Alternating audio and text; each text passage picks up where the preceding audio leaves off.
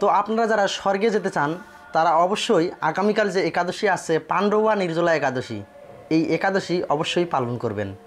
কেননা ব্রহ্মবৈবর্ত পুরাণে উল্লেখ রয়েছে যারা স্বর্গবাসী হতে চায়, স্বর্গে যেতে চায়, তাদের সারা জীবন এই পাণ্ডবা নির্জলা একাদশী পালন করা উচিত।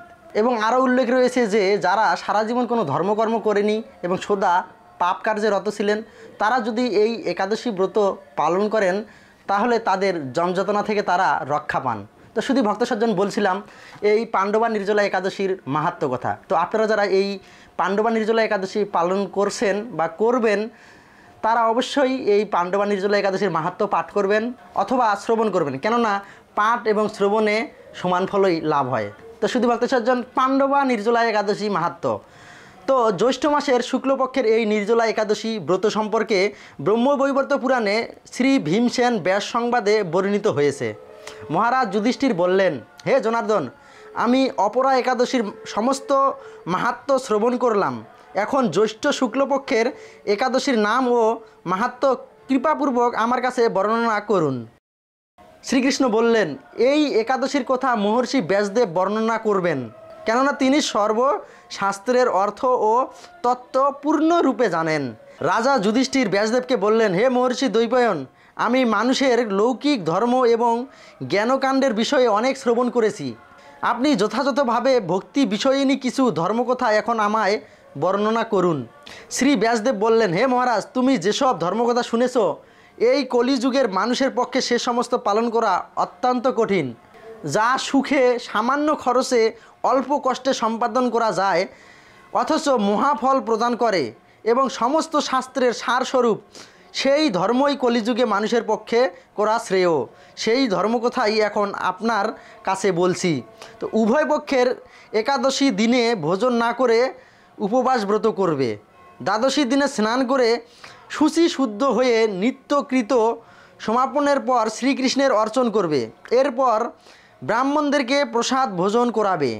অশৌচ আদিতেও এই ব্রত কখনো ত্যাগ করবে না। যে সকল ব্যক্তি স্বর্গে যেতে চায় তাদের সারা জীবন এই ব্রত পালন করা উচিত। পাপকর্মে রত ধর্মহীন ব্যক্তিরাও যদি এই একাদশীর দিনে ভোজন না করে তবে তারা যমযাতনা থেকে রক্ষা পান।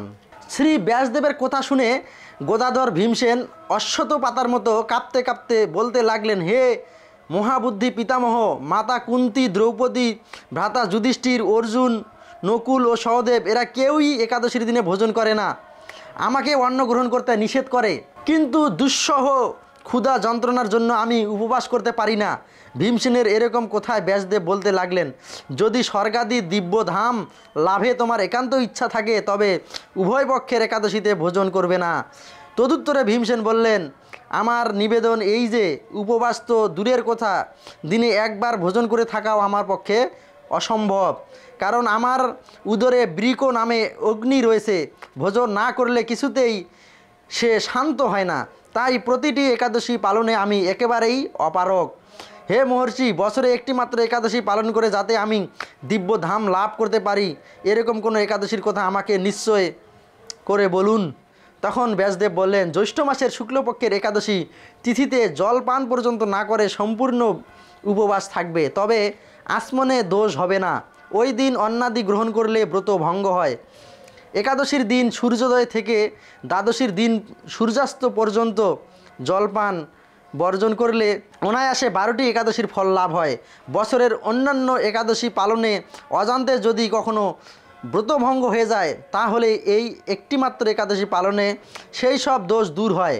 একাদশী দিনে ব্রহ্ম মুহূর্ত স্নানাদি কার্য সমাপ্ত করে শ্রীহরির পূজা করবে। সদাচারী ব্রাহ্মণদের বস্ত্রাদি দানসহ ভোজন করিয়ে আত্মীয় স্বজন সঙ্গে নিজে ভোজন করবে।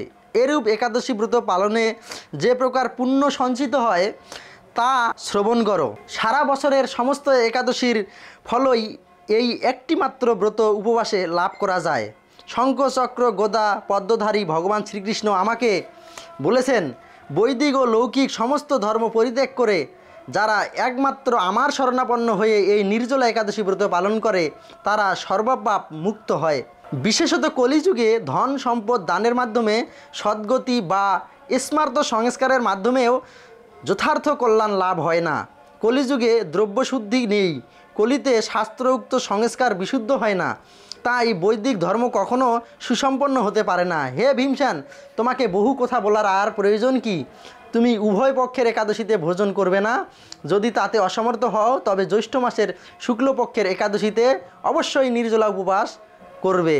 এই একাদশী ব্রত ধন ধান্য ও পুণ্যদায়িনী। যমদূতগণ এই ব্রত পালনকারীকে মৃত্যুর পরও স্পর্শ করতে পারে না। পক্ষান্তরে বিষ্ণুদূতগণ তাকে বিষ্ণুলোকে নিয়ে যান।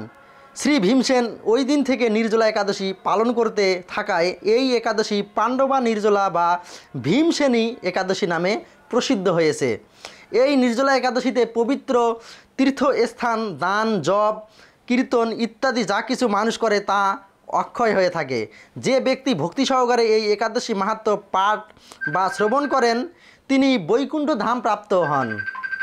তো শুধু ভক্ত সজ্জন অবশ্যই একাদশী ব্রত পালন করবেন আর এই একাদশীর মাহাত্ম্যটি পাঠ অথবা শ্রবণ করবেন। আর ভিডিওটি অবশ্যই শেয়ার করে অন্যকে একাদশী ব্রত পালন করার জন্য উৎসাহিত করবেন। আর না পারলে অবশ্যই একটি কমেন্ট এবং লাইক করে যাবেন। হরে কৃষ্ণ।